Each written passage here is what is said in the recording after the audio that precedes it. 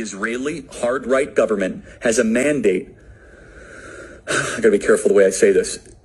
They're gonna try to ethnically cleanse Gaza. Yep. I mean, I don't use that term lightly, okay?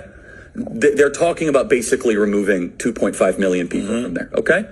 And honestly, they have a mandate to go seek justice and revenge. They do. This idea that they need to have a truce or a peace treaty, that's morally after you see women and children be burned alive and dragged to the streets.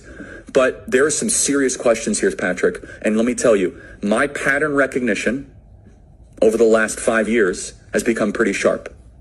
COVID, Maui fires, Epstein.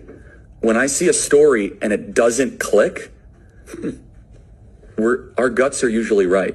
So I've been to Israel many times. The whole country's a fortress. When I first heard this story, I still had the same gut instinct that I did initially. I find this very hard to believe. I've been to that Gaza border. You cannot go 10 feet without running into a 19-year-old with an AR-15 or an automatic machine gun that is an IDF soldier.